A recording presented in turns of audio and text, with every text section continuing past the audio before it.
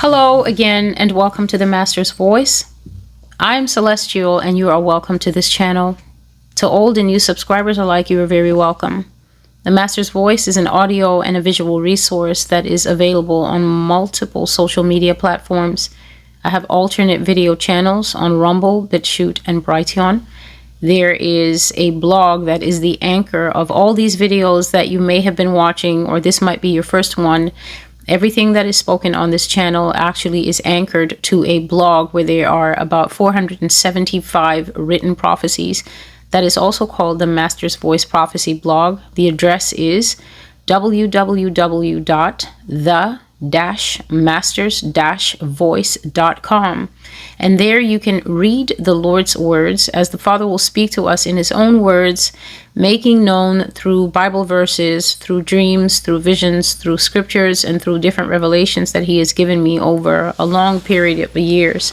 Since 2012, God has been giving me these messages to write down on his behalf, to keep this blog as a steward on his behalf until the time that he told me to begin making it public in May of 2019. 2019 was a long time ago.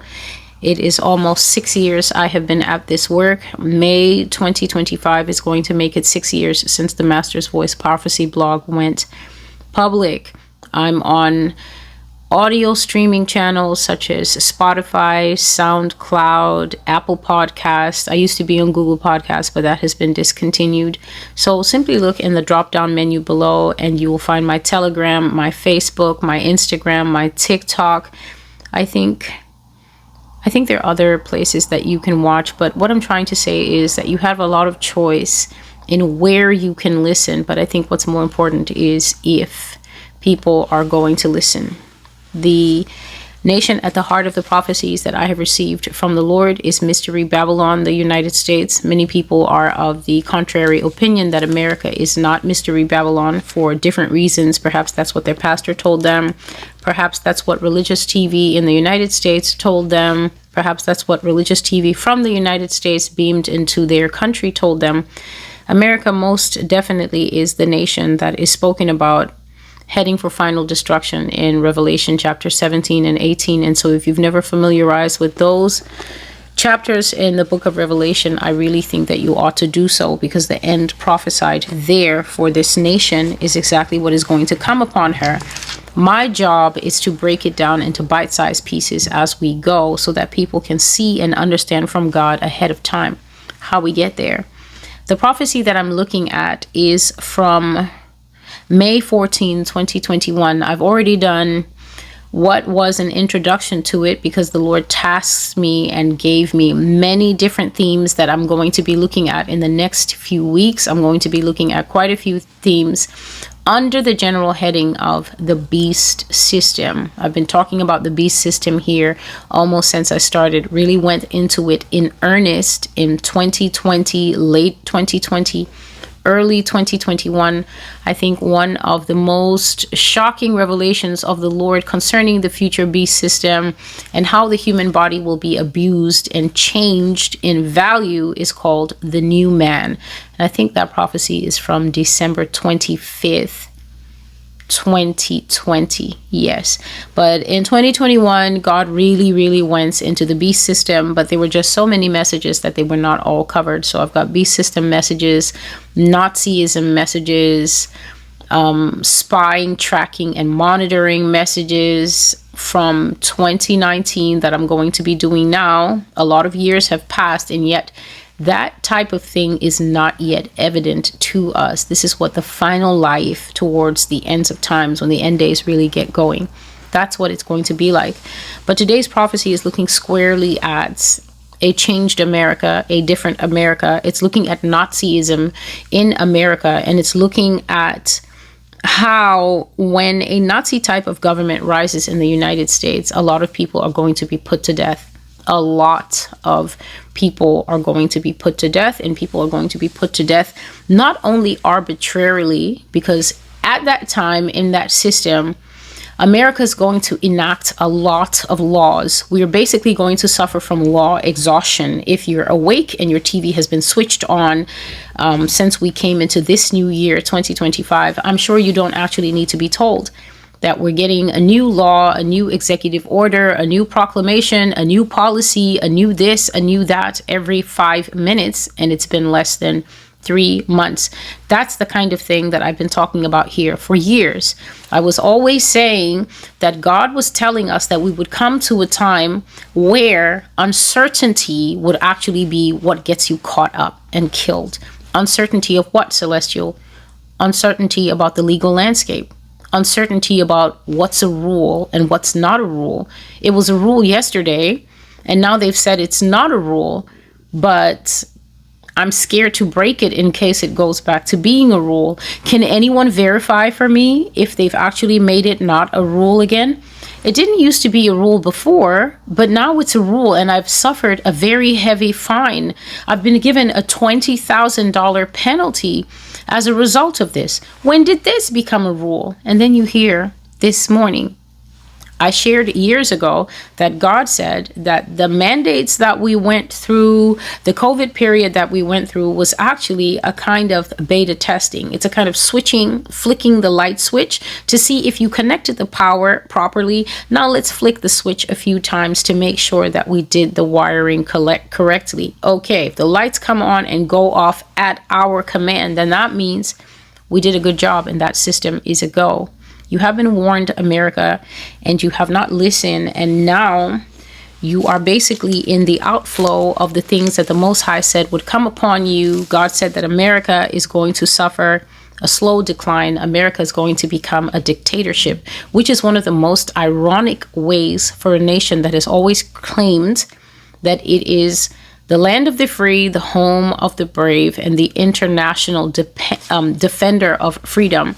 That nation is going to end up being one of the most repressive nations in the world. It's going to be a worse dictatorship than China, worse than feudal Russia, worse than a lot of the kingly empires that existed in Europe. America is going to become a tyrannical, extremely brutal, extremely vicious, extremely citizen hunting, citizen annihilating concentration camp. That is what the Lord says is going to happen here. And that will be one of the most horrible ways for America to end, because what it's going to do as you watch the nation transform from being a country where you can do anything, you can have 5 burger patties on your burger if that is what you want. You can order it that way from McDonald's. Just ask for double, single, and they'll do it for you. It's going to be psychological warfare on the minds of the people. Mental torture is one of the worst ways to go, because basically to end up going into a future where you're constantly gaslit by people who will keep flying the flag and saying, but we're doing this for peace and safety. We're doing this for your health and wellness. We're doing this for the greater good. We're killing you. We're disenfranchising you. We're taking all your property and we're seizing all the money that's in your bank accounts because we love you. It's going to be a horrible way to end. And God is telling us that that is just one of the many punishments that this nation is going to suffer. Well deserved for sin. America is a very sinful country. People don't agree. The people don't have to agree. The only person who gets to prescribe sin is God, because he's the only God that we know. So since God knows what is sin and what is not sin, if God says that a place is sinful, then the place is sinful no matter what the people feel. And so for a nation that has not listened, a nation that has not heeded the word of the Lord, what word of the Lord is that? Is that the word of the Lord that Celestial has brought? No. America has had access to the gospel in times past. Great pastors, great evangelists, great men and women of God were raised up here under the power of the Holy Spirit. They accomplished great works and they laid a fantastic foundation in faith, holiness, and righteousness for the people of this country. Over time, the hearts of these people began to depart from God. They began to favor their own ideas of what freedom meant. They changed freedom to worship the true God into license to raise up anything else that they wanted to call an icon, a celebrity, an idol, and worship that and say, if we want to worship Lewis Hamilton and the other Formula One racers and call them gods, the greatest of all time, then we will do that. If we're into LeBron and friends, then we will do that. If we're into Katy Perry and friends calling Beyonce the queen and a goddess, then we will do that. And all the while, God was taking stock of the loose hearts, loose tongues, loose minds, loose bodies of the inhabitants of this nation, sending warning after warning after warning. God says that he's actually going to take the warning period from about 50 years back, which means that all the warnings that were coming before in the 30s, 40s, he's not even looking at that. He's looking at the last 50 years and how Americans have absolutely scorned the call to repentance and holiness. And therefore, now, as I will read to you the banner scripture in Proverbs 29:1, when you have been hard-headed, when you have been stubborn and you refuse to listen, eventually there comes a cutoff point. You can no longer claim grace, grace unto it, grace and more grace. God is going to cut that off, and sin is going to be judged in this nation to the full. Proverbs 29:1 reads, "He who is often rebuked and hardens his neck will suddenly be destroyed, and that without remedy." He who is often rebuked, that person who receives multiple warnings, many warnings, not speaking for anyone but myself, nearly 6 years here, bringing out warnings, bringing out prophecies, bringing out messages of the Lord, and having them mocked, having them torn apart, having them belittled, having them ignored. Only a very tiny, minute group of people, as represented by the channel numbers, and not every single person is watching. A lot of people subscribe to something and they stop following it. They lose interest. A lot of people subscribe to something, they unsubscribe, they get offended. They say, this doesn't align with my personal beliefs. This doesn't sound like God to me. I'm going somewhere else that's more friendly. I'm going somewhere else where the stuff sounds more believable. Dragons coming back? I don't believe that. Martyrdom, having to die for my faith? Jesus died for me. I don't believe that. And so many opinions raised up. The God of logic, the God of reason, the God of pride. America refuses the rebuke. He who is often rebuked, he who is often warned, he who is often chastised, but hardens his neck, he will suddenly be destroyed, and that without remedy. To be destroyed without remedy means that when it's time to be destroyed, there's absolutely nothing that can cure it. There's nothing that can fix it. There's no do-overs. There's no intervention. There's no NATO. There's no allies. There's no please come and help us. You alienate everybody in one season, and then when you need allies, everybody hates you. And now you understand why the prophecies absolutely say that nobody's going to help America. By the time America is in need of an ally, everybody's going to hate our guts. And no matter what Russia and China do here, nobody's going to come and nobody's going to risk harm to themselves. So by the time destruction comes to the person who has hardened his neck against the warnings, the calls to come back to Christ, there will be no remedy for the destruction. And when you think about it, that's exactly what Revelation 18 is all about. A sudden, total annihilation of a nation with nobody to help. The prophecy you're listening to is called Tanks in America. In the time of the end, Nazism will rise again, but it shall not come from Germany. This evil will rise again, but from a most unlikely place. The prophecy that I'm taking that quote from is called A Word for Germany. I received that prophecy of the Lord June the 13th, 2019. And so in the early morning of May 14, 2021, God woke me up, and as soon as I got up, he started speaking to me, and he said this: mark these words. Tanks will roll into America. Large military tanks will come into America and take over everything. Nazis will be in America. They will be actual Nazis, not just men who believe Nazi culture or follow Nazi ideals. Quote fingers. Actual descendants of the Nazis, along with their supporters, will roll through America in tanks. They will gather the people into buildings and shut them up. And after a while, blood will flow out in streams and pool in front of the door. Like an abattoir runs blood, America will run blood. The blood of black people and other ethnic minorities will flow in particular. They shall not escape the sword unless they are my people who confess my name.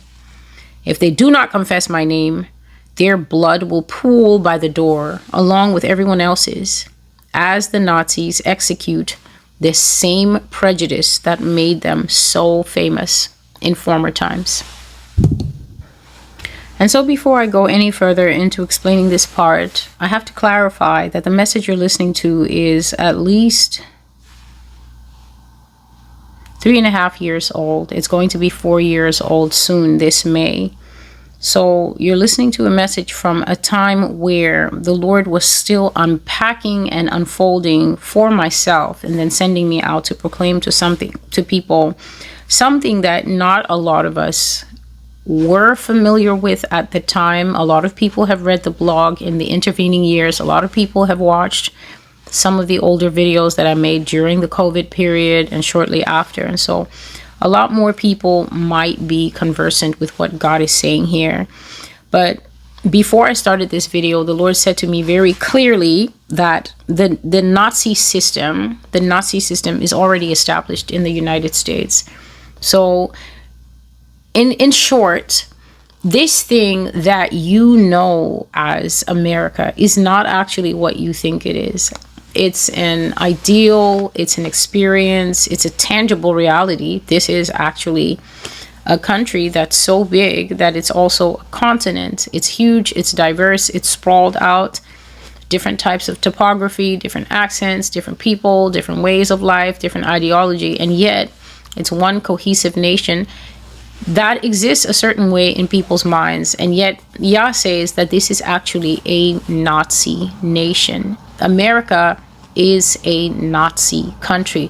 And I'm not speaking euphemistically. I'm not using a metaphor. I'm not trying to use an analogy. I'm not trying to say it is like a Nazi country because, oh, they tax us, or it's like a Nazi country because more and more our free speech is disappearing. That's not what I'm saying at all. I'm saying that the functions, the systems, the policies, the politicians, the White House, the people in power, the monetary systems, the entire entity of America is actually, if you want to think of an apple, just visualize an apple for me. And then I want you to imagine that you're looking deep into the heart of this apple, and you can suddenly see millions and millions and millions of holes with worms in them. The apple is cored through. The apple is run through. So on the outside, you see a big, shiny Granny Smith or a red or whatever you want to call it. But on the inside, the apple is completely infested with worms. And the only reason that the American people don't know this is because, to be truthful, the iron is apple. It's never really allowed them to bite deep enough or to cut that thing open and see how it works, how it functions, like opening a cuckoo clock and actually seeing, oh, this is where the bird comes up. It's on a coil, it's on a spring, and that's what makes it come outside. The apple is carefully crafted in iron, meaning that if you're on the outside looking in at this apple, which even the American people are on the outside of their own apple, believe it or not, if you're on the outside looking in, you're looking at this idealized American dream. America actually exists inside people's brains, to tell you the truth. It's carefully crafted propaganda. The idea of the place exists inside people's minds because people are told certain things. The nation is great.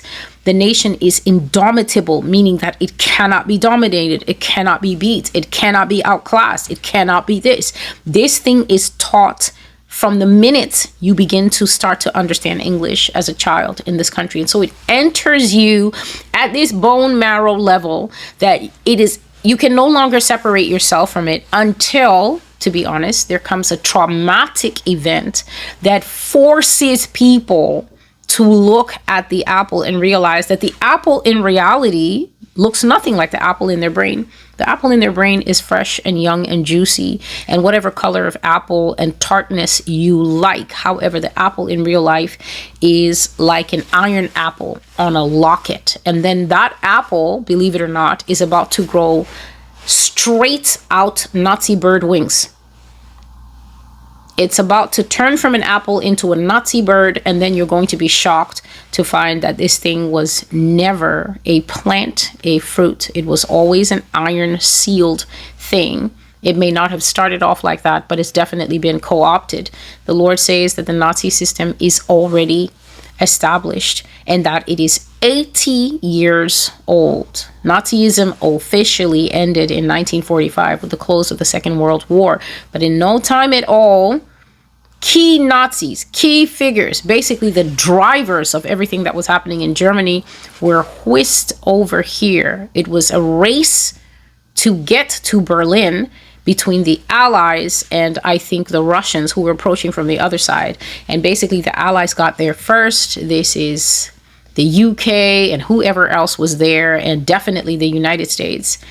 And they got to those scientists first. They got to the Nazi doctors first. They got to all those generals first. And believe it or not, America, as I will cover here, basically a deal was struck.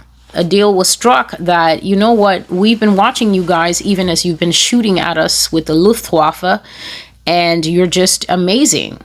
America never saw a deal she didn't like. In one of the old prophecies, God said that America could look a snake in the face and strike a deal.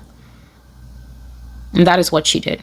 He said she looked a snake in the face in the form of the architects of death in Germany, and she was impressed. She admired the efficiency. She admired the speed. She admired the military toys. She admired the sheer dominance that Hitler's war machine exhibited. And she wanted to know how she could get in on that action. And who better than to ask the people who had built such an indomitable machine and established it in such a short period of time. Hitler established absolute dominance of Germany in next to no time at all. He was a young man who managed to seize for himself in a very civilized country where people take their time about everything. He managed to seize absolute power at a time when the world considered itself civilized and was no longer tolerating dictators. Only mild dictators with minimized powers, like the House of Windsor, like kings, like Netherlands kings and Monaco kings and UK kings. The power had shifted to prime ministers and presidents at that time. And yet this man was able to rise up and make himself a god, basically. America wanted to know how that could be done. And so she brought over the people who could do that. And it will be their 80th birthday this year. War ended 1945.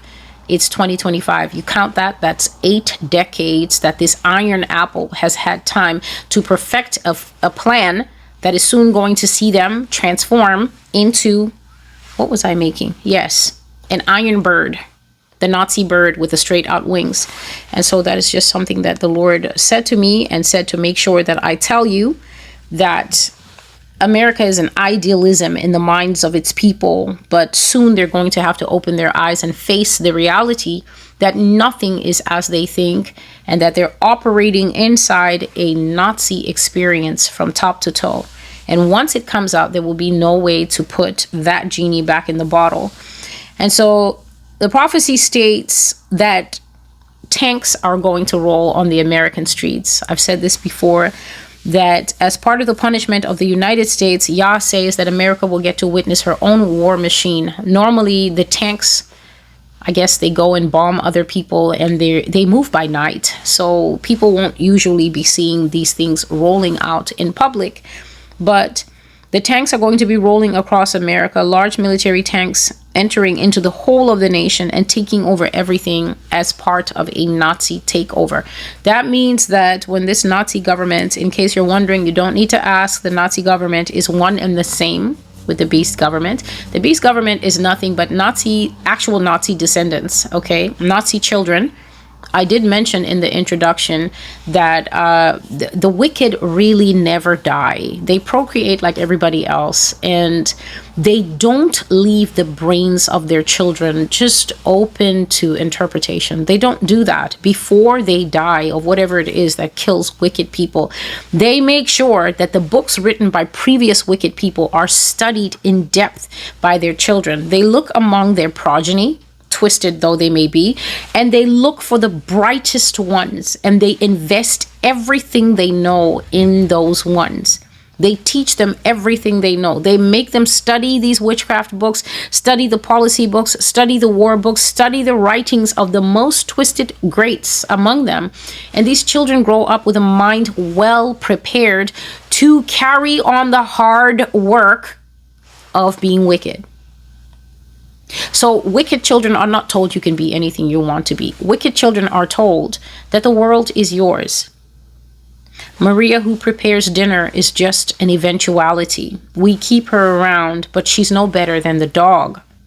Don't be too friendly with her. They teach them these things, and you can tell they teach them these things because occasionally wicked people flip out and what they think comes out of their mouths. Then we all know what they host on the inside. They teach them certain things. They tell them not you can be anything. They tell them this world is yours. Its resources are yours. Its people are like the toy soldier set that I bought you. If you lay one down, that means that we've started a war. They will all be laid down. If you drop one in a cup of water, we're going to flood out that place and destroy the wheat crop, and we will start a famine. They will be drowning in hunger. If you hold one over a candle wax, we will release a biological weapon into that population. Wicked children are educated along guidelines that the majority of us cannot conceive of, which is why I'm always telling people you cannot afford to have soft brains when Lucifer's children have brains like steel pins. That's why the Bible says that the sons of the world, the children of the world, are wiser than the sons of God. Because the sons of God want to walk around assuming everybody deserves a second chance, and you don't know that, and you don't know that. Facts are facts. And a lot can be known simply by being silent, looking at what is in front of you, and being able to tell this iron is apple. It's not soft plant. So, with the wicked at work, God is saying that America is going to be overrun by actual Nazis. These are generational Nazis. These are lineage Nazis. Please understand. A lot of years have passed between 2020, when I was first talking about this, and now. Nothing has changed. These are generational Nazis. Actual Nazis. Bloodline Nazis. They trace themselves back, they'll end up in Germany. So, they're not just people who believe in Nazi culture, okay? There's a lot of Americans like that, okay? They also have their race superiority inside themselves. They also believe in separation of the races on both sides, actually. And there's only one side, though, that's actually practicing Nazi ideals, which is that they believe that the other side should not exist. They believe that the other side is so inferior, below their barnyard animals, that the only humane thing for them is death. And with this administration, surprise, surprise, we're already starting to see the flags, the sentiments, the marches pop up in different places. Everybody is outraged, but not outraged enough, because this is literally where the country is going. When the homegrown Nazis stand, as the Lord is saying here, descendants of the Nazis, when you go and read the prophecy, you will see that it's actually outlined, underlined in blue. When you go and read the prophecies, you will see that descendants of the Nazis, Yah says, are going to rise to prominence along with their supporters.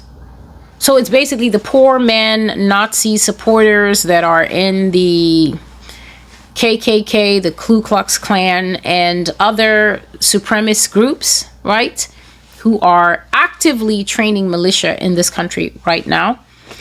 And they follow the ideals based on what we will call sympathizing. When you sympathize with something, you hear a certain set of ideas, you like it, you agree with it, you feel, you know what? Those are ideas I can get behind. You're a sympathizer, you're a supporter, you're a follower, but you're not,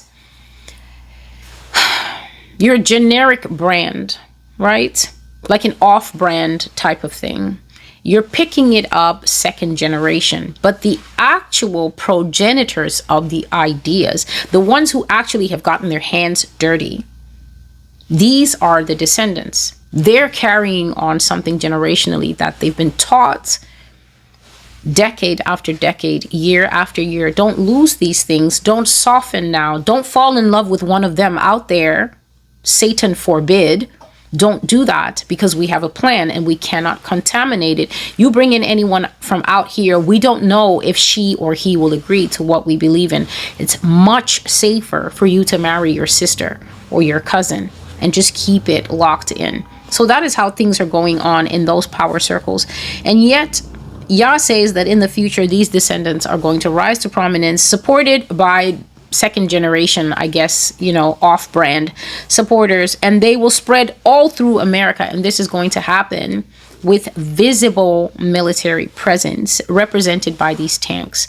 So we've never really seen an obvious military presence in this country. Okay, to see tanks and soldiers on the street and something like that. This is something that the representation of American military might is experienced by other people in other countries. But God has said in the past that America is very wise in how she fights wars. She actually fights clean wars. And when I say clean wars, America fights very dirty, but she makes sure that she fights in other people's countries. She bombs up their buildings. She bombs up their roads. All the killing and the piling up of the dead bodies happens there. So burial, disease outbreak, stench, blood on the roads, that's their problem over there. She'll just fly over, drop the thing. All the carnage is there. It only comes in American homes through media. It comes in through print media, visual media, breathless reporters standing in front of a green screen pretending like they're there in Basra. That type of thing. That's a clean war. You don't get your hands dirty. But God says that the same thing that has terrorized many international populations is going to be how the United States basically goes out. America is going to see two types of military. When the government goes rogue and the Nazi beast government rises to power, we're going to see homegrown policing, homegrown tracking, tracing, monitoring, tough military presence going, get back in your house, get back to New York. You're not going to cross the state line into Philly. You're not going to cross the state line into New Jersey. Get back to where your plates say. That's where you're going to stay. That's your 15-minute neighborhood. We're going to see that. But then further on, we're also going to see further foreign troops on the ground when the nation is invaded for the final war between the nations. And so one of the things that Yah is saying here is that this government is going to be putting people to death en masse. And I have often spoken of the fact that the government is going to kill people in large amounts through government annihilation programs that are called pogroms. There's actually a prophecy on this blog from 2022 that is called Pogroms in America. And I saw that happening basically almost coincidental to the time that Obama was rising back to power. They were just rounding people up and killing them for anything. And that's why I always advocate that people, the kind of maturity that is needed, it's only the Holy Spirit that can give it to you. It's not this false art of, oh, I'm unbothered, I'm not bothered. It will be impossible to pretend not to be bothered in a climate that is rank with fear. When fear is in the air, when you keep hearing rumors, oh, they took so-and-so, oh, they took the Johnsons last night, oh, they took the Morrises next. There's no way you can pretend to be unbothered, because you can verify for yourself that the house across the street that used to have little kids playing in the front lawn hasn't had anyone there for a while, for a few days. So it's not a rumor. They really did come and take them in the night, which means that your neighborhood has finally been penetrated by the take people away for any reason core, C-O-R-P. And so once that happens, you will know it's no longer safe there. You will not know who's next. That kind of uncertainty, it wears the nerves. I said in one of my recent videos that the times are coming, but a lot of people will experience material meltdown before the times even get here, simply because of economic pressure, religious pressure, pressure in your family. Simply because of that, I said that if you lose it and you perpetrate a crime on someone, you shoot someone, you push someone violently and they fall and break their neck, that's culpable homicide. You're going away no matter how much you cry, female or male, all because you're under so much internal pressure that you're not allowing God to release through prayer and through worship and just through asking for mercy. Just ask God for mercy, because people are not trying to excel in these disciplines. They're short-tempered, they're frustrated, and Satan is setting up 1,000 scenarios to catch 1,000 people. And I always say, don't be that one that Satan catches. Continually seek God and say, Father, have mercy on me, and don't let me be one of the statistic whose wick burns down before the fire even starts to really get hot.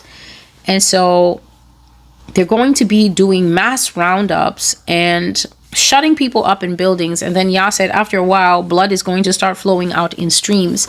The only way that blood flows out in stream from under a door, because he said it's going to flow out from under the door and pool in the front, which I actually saw in a vision as he was talking to me.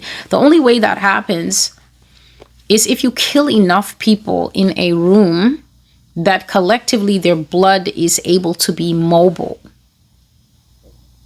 That usually happens in an abattoir. That usually is what happens in a slaughterhouse, the place where they kill cows, the place where they kill sheep to make lamb, to make mutton, to make beef, to make veal, chickens, that kind of thing. You have to slaughter enough of a number for you to actually start to get blood that is mobile and flowing out. He didn't say a trickle, which is a small line. He said streams of blood that will then form like a little lake in front of the door. Like an abattoir runs with blood, that's how America will run with blood. So you're sitting at your house right now. You're sitting at your house. The lights are still on.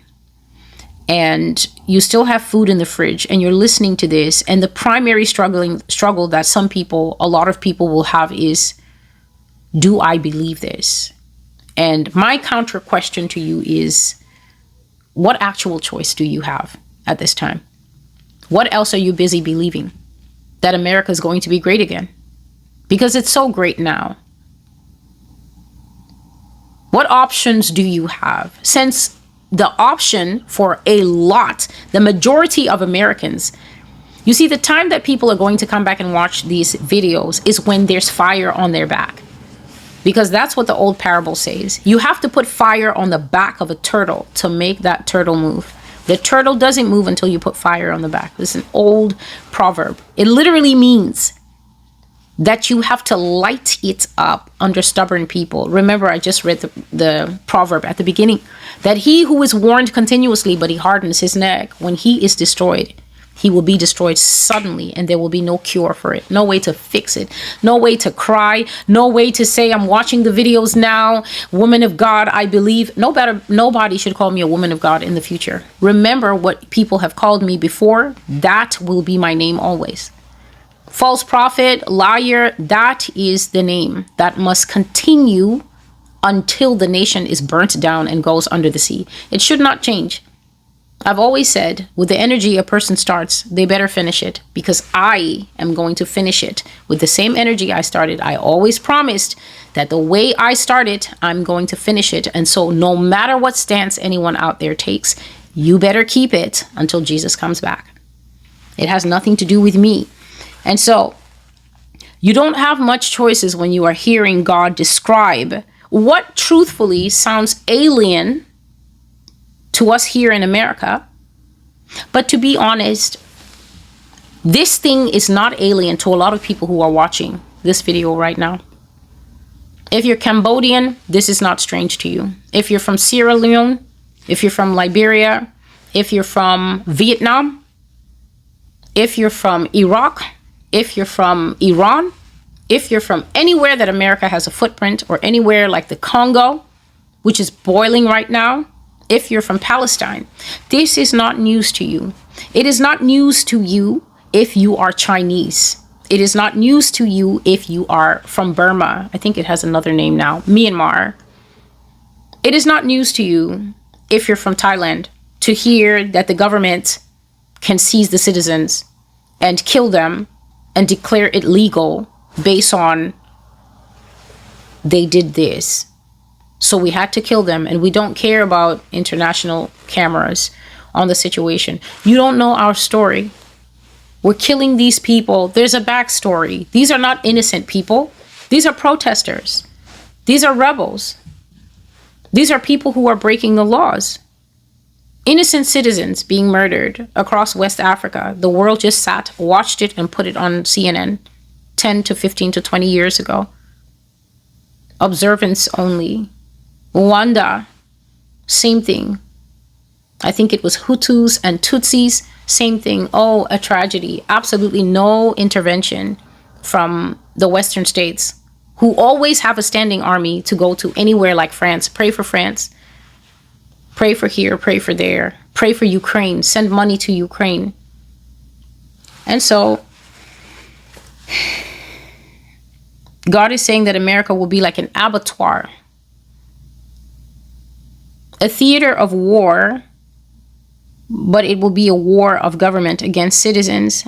And then he says that the blood of black people and other ethnic minorities will flow in particular. So then this is not surprising, considering that a key facet of Nazism is going after anything that is not light and bright. It's seen as an impurity. Gypsy, black, Hispanic, it's seen as an aberration. It's seen as if the entity wanted to be the greatest that it could be, but then it tripped, it fell, and it stumbled, and it ended up being something that looks like myself, or something that looks like someone named Jose or Jesus or something like that, someone Dominican. And so God has warned here many times. God has given warnings. This is not so much a generic warning to all ethnic minorities around the world, simply because around the world, other people are not ethnic minorities. They're actually the racial majority. But here in the United States, there definitely are ethnic minorities, African Americans, Asian Americans, Latino Americans, and things like that. And one of the things that Yah has warned, Native Americans, of course. Excuse me. And so one of the things that Yah has warned, for instance, in the prophecies of Israel, is that the people who know that they are ethnic minorities in this nation truly need to switch on their frontal lobe, because to a large extent, they harbor a lot of misconceptions about what the end times are going to be like, and what their role is going to be, and how they're just going to be next and have next. And people literally think that there's going to be some kind of pain-free, magical, Puff the Magic Dragon transition, whereby it's going to go from chains, suffering, lower class citizen to a sudden glow up, and no pain suffered, no harm suffered. And yet consistently, I'm not talking about if you watch the other channels, which you're absolutely free to do. You're free to get the history. You're free to get the background. You're free to get them reading from the text of the Bible, telling you God says this, God says this, God says this. But the texts, if you notice, the text that God gives me, such as the kind that come out of Ezekiel 38, always says, you wretched, hard-headed, deaf-eared, stubborn people who refuse to repent up to this day. I'm going to humble you, and I'm going to take you back. And one of the things that Jesus says is that I actually will not come to you. I will not come to you until you cry. That word, if you look it up, the etymology of it is actually a loud screaming wail. Until you cry, blessed is he who comes in the name of the Lord. So, slight, by which I mean major discrepancies between the kind of messages that God gives me here and the kind of messages that you might find on the other so-called Hebrew channels and everything. And you really need to listen. You really need to listen when the Father is saying that when you are living without a cognition that you are the hunted, living with the hunter, and then you keep going to places on girls' weekend and getting drunk. 4 of you go, 2 come back. 5 of you go, 4 come back. It keeps happening, but then the 2 is never being added to the other 2, that maybe you need to stop going places where you are sticking out like a sore thumb and then thinking, but we're paying our money the same as everyone. And then you come back and you're on TikTok talking about during the night, something kept rattling the hotel door. I promise you, the thing that's rattling the hotel door is not Casper the Friendly Ghost. It's the human trafficking people that have seen the 4 of you in your inches and bundles, ready to take you across the border to sell you to men in Cambodia who will sleep with you until you die. And I'm not afraid to tell you, because I've been saying it for years and years and years. But somebody somewhere, I'm not pointing any fingers, thinks that it's a joke, but it's not a joke. And now God is talking about systematic killing. So you live in a country where you can accept that to this day, certain demographics go missing at a far higher rate, far higher exponential rate as compared to anyone else, given the size and the demographics of the population. Native people, especially female, go missing at a rate that you would think they were the majority population because of how spiked their statistics are. And when they're found, they always look like wolves got to them, except that it's not animals that put them in that horrific, chopped up state. But nothing is ever said about it in a formal setting. And people just think it's accidental or coincidental because it will be too shocking to say that it's deliberate. It's a form of sport. The hunting is a form of sport, but the hunted are living here, concerned about purses, shoes, getting the bag, and other things. Is this wisdom? Is this wisdom? Are you raising your sons and daughters with an understanding that leveled is going back to beveled? Leveled is going back to beveled. If you don't understand that, that means you did not watch part 1 of this video. It is very necessary to watch the introduction. This is a part 2. You can always stop here and make sure that you go back to the part 1 so that you can have an understanding. If Yah is saying that what was leveled is going back to being beveled, as in stark, as in open, as in we're not sorry and we'll do it again, then what is your role in that? What is your role as someone who has no idea? For instance, maybe you're on the other side of this. You had no idea that this happens. You find out and you're horrified. What role are you going to play in keeping an eye on your neighbor's kid? In warning the next person of color next to you? It doesn't matter if they don't believe you. They don't listen generally. But there's no harm in bringing it up and saying, watch this video. I think you might find it interesting. I think you might find something you can learn from, grow from. The Lord is saying here, the blood of Black people and other ethnic minorities will flow in particular. That's a full stop sentence. The only way it becomes an avoidable sentence is if you're hiding yourself in the Lord. You're being a good time, Gertrude. It's not working out well for you in the future. Whether it's the nightclub collapsing, whether it's getting into the wrong Uber that's not an Uber. They hack the Uber app and just insert their death cabs in there. You're jumping into them. Next thing you know, you never get to your destination. You just disappear right off your mother's iPhone tracking location, or whatever it is that phone can do with location. Then what? In particular means that there will be a particular attention paid, a heightened attention paid, a special effort to look for you. And if there's going to be a special effort to look for you, then that means that you're not going to be where you assume you will be at that time. You will actually be here, able to be looked for, which is contrary to the general belief that you'll be sunning yourself near the Wailing Wall or something. So then what kind of mode does it put these people in? And why does this need to be said over and over and over again, and only a tiny group actually accept and believe it? Yah says they will not escape the sword unless you are my people who confess my name. So this one goes then back to being generalized. It doesn't matter of what ethnic background you are. God is saying that when this sweeping dragnet is looking for people to put to death, and then narrowing itself down to a particular type of stop and search type of people, the people who experience stop and search more than other people, then what will happen is Yah says that the protection is the name of Jesus. Not just the name of Jesus. It's not that you just call out name of Jesus and then it works like a magic wand. No, he's literally saying that by the time this type of thing is actually happening, in which case don't ever look for me on the internet, because I love wisdom and I practice it as hard as I can. So those will not be the days of making videos. The videos are for now so that you integrate what is being said for later.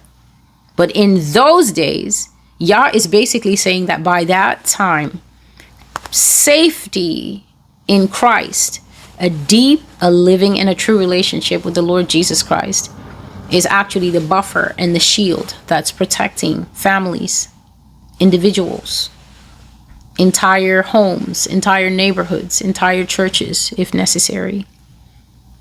So that means you have to know God. So that means it's just what I said in the beginning. There's no shortcuts. There's no shortcuts. You cannot fake a relationship with Jesus Christ. You have it or you don't.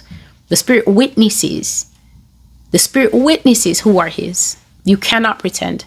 You can fool other people, and even then, only so long. Eventually, God is going to expose. The same way that wicked people always expose who they are, because it must come up out of the well of what is inside them. In the same way, the righteous can always be known by what comes up out of them.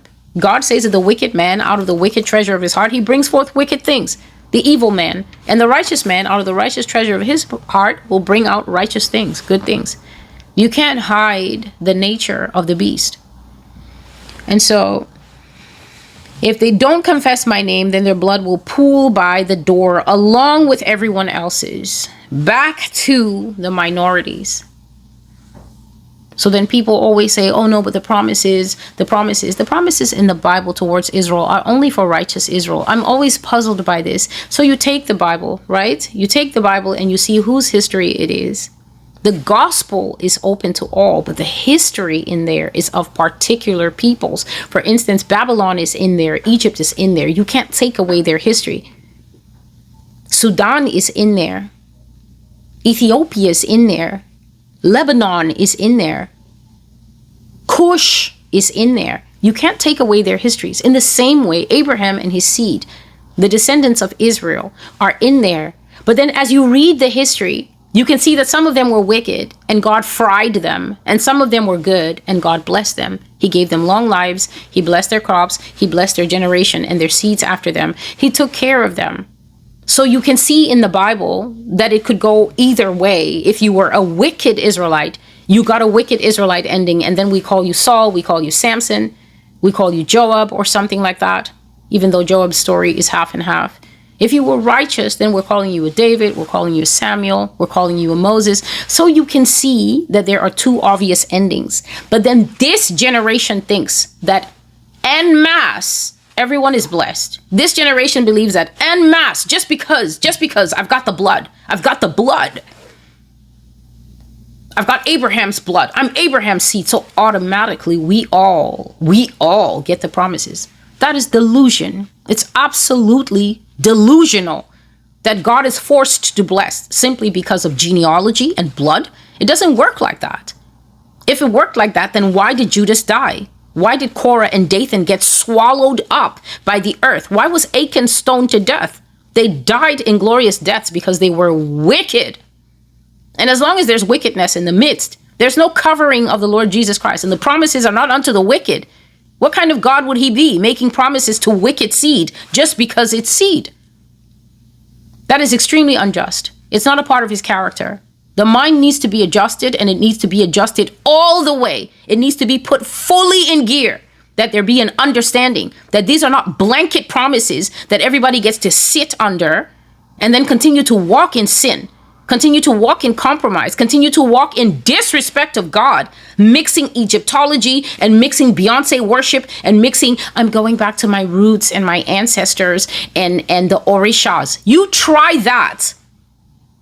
And they will be making you a private cubicle in the lake of fire, which is where you belong. You have the heritage of Abraham, and you are wearing crystals and talking about, oh, these are my good luck charms that I bought from Chanel. And the charms, I hold this one if I want a job. I hold that one if you want a man. That nonsense will get you cut off the branch, because the pruning season is in session. Go and read. I think it's John chapter 15. It will wake you up and disabuse you. Every branch that has no use is cast into the fire. Pastors don't like to preach that session, but I will preach it all day. Unfruitful branches will get put into the fire. It doesn't matter how brown you are. You can be the melanin king. Hell can still embrace you if you break God's laws. And that needs to be understood. And this has been coming through these prophecies for years and years and years. Granted, I only started touching these prophecies. The Lord led me into them in 2024. But you cannot say that I have been slack in them. I've made them very clear. So let there be no confusion. In the land of hunters, the hunted need to be home by 11 p.m. And they need to stop going to random places just to be in things. It doesn't make sense. It doesn't make sense. Parents, you're not exercising best care for your adolescent children. You're not exercising. You so want to be the friend of these children that you're doing sometimes a very poor job in raising them. And then when they're lost, then we're guaranteed to see you at the community hall, rolling, crying, and carrying on. But then you are one of the biggest perpetrators as to why a person is missing from your home.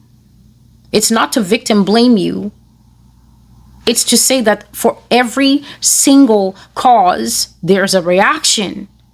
If you are proactive to stop the causes, the reactions will stop happening. Stop going to the hospitals to birth with that 3-brained celled organism that you procreated with. He's not strong enough to deal with a team of doctors that will be saying, sign this, sign this, sign this, sign this. We need 18 pints of blood. 18 pints of blood, 2 pints of blood at the moment that you have to push out a human. Where is the sense in this? Plan long range. Because of the environment, if you don't understand, you need to read Exodus chapter 1. It's extremely clear. I covered it a few months ago. Very, very clear. To those who know what I'm talking about, the prophecy is called the Bull Doctor. And so as the Lord was talking to me, that the Nazis are going to be moving with the same kind of prejudicial malice that made them so famous in the former times. I saw this door. I find myself either there or seeing a door. It was a very big warehouse. It reminded me of Costco, or I've been in a Sam's Club one time. If you're outside the country, I'm talking about stores that are so massive that to me, they almost feel like a mall. You could be walking around. You could get all your steps in on a Fitbit in these stores. They're so big, and they tend not to have ceilings. They tend to have exposed beams. So you're looking up, and these stores are really, really big, and you can see the exposed beams. And I found myself in a very big warehouse like that.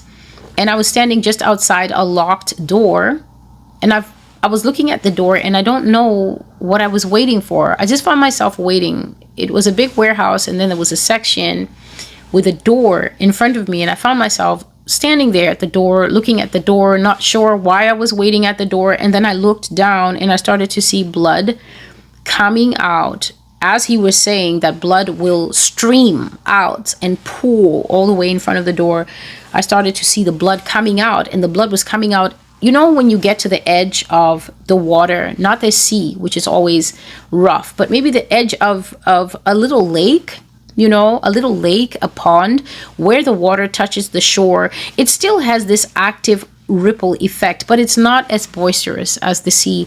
So it just comes out in this little like that. The blood actually had enough momentum because of the killing that was going on behind that door. It had enough momentum to flush out in waves. And when I saw that thing, I was thinking of what God was saying to me at that moment about people of all nationalities but especially ethnic minorities being gathered behind closed doors in the United States and killed. And I started backing away from that door, and just like that, the whole picture vanished from in front of me. And so I'm declaring in the ears of everyone who is able to listen, no matter where you're located at this time, on this day, May 19, 2025, that there's Nazis in America, and there's going to come out. They're going to come out. They've been here before, and that's a fact that is only now starting to come to be more known. This fact has been carefully hidden for a long time. I've spoke of the iron apple that is always presented to the people. See this red juicy apple? This is what America is. It's your freedom. It's your civil liberties. It's the fact that we need your patriotism. We need your support. Remember, Uncle Sam needs you. Uncle Sam needs your sons. Uncle Sam needs your taxis. Uncle Sam needs whatever it is that you have that is not nailed down. Your country needs it. And so the nation has presented itself that way, but it is not that way. And one thing Yah has said is that in America, when a truth is evil or a truth is at least inconvenient, it's always perfectly hidden until it's not necessary to hide it anymore. So when it's going to ruin the plan to have something widely known, then the US government is going to practice every kind of deception. It's going to practice every kind of subterfuge. And I'm not talking about red, blue, so please don't get caught up with that. I'm literally talking about the institution known as the government that has a whole trapdoor section behind it, in there are a tight power circle that actually tells the front-facing government. Front-facing means the government that faces us every 4 years. There's a small cache of people behind them that tell them what to do, and then front-facing tells us, we're going in this direction, we're going in that direction. And so when a truth is evil, when a truth is essential to their plan, but inconvenient for us to know, then that truth will be heavily stifled. The government will practice every form of deception. The government will practice every form of aggression against the people. The government will practice extreme gaslighting. The government will even practice hunting down people and burning them in their houses and then saying it was an accident. The government will practice killing any whistleblower and then saying he should stop jumping off buildings in the middle of experiments on weaponizing disease for the NIH, National Institutes of Health. So the government will do whatever it can to keep Area 51 quiet. And then when the people know too much about it, then the government's going to go ahead and start to make alien movies, alien comedies, alien everything, because now people know. And the next step in knowing in the United States is always branding.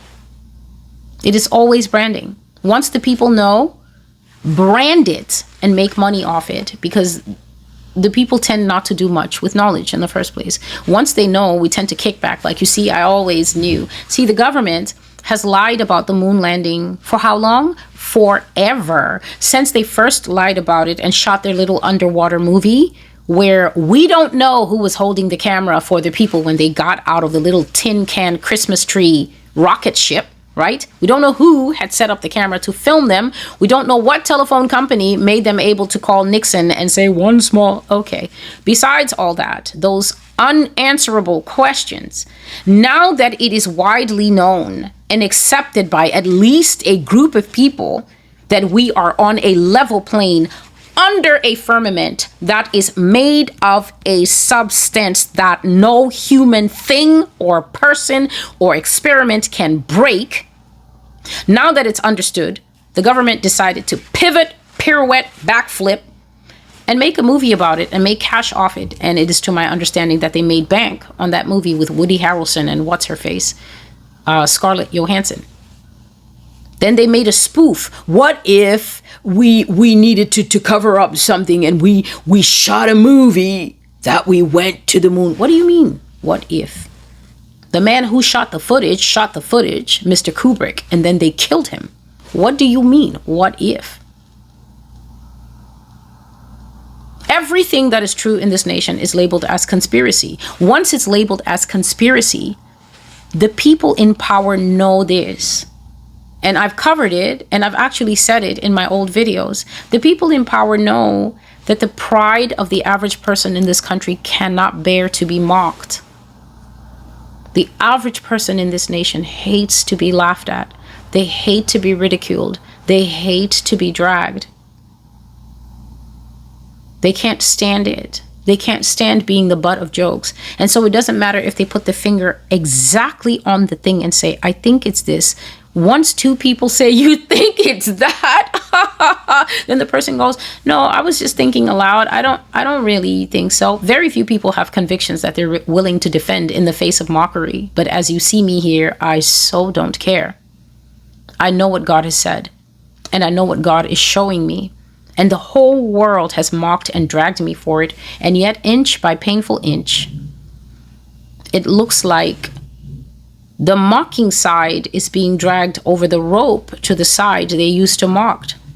They used to mock, and then all of a sudden, it's woman of God. Don't call me woman of God. Call me what you've always called me. If you've always called me a woman of God, you're welcome to call me a woman of God. If you've called me anything else, never refer to me as a servant of God or a woman of God. I don't care what change of heart you go through. That's between you and Jesus. Never, ever call me that. Call me what you've always called me. Everything that you wrote on social media, everything that you wrote on the reaction videos, keep that energy until Jesus comes back.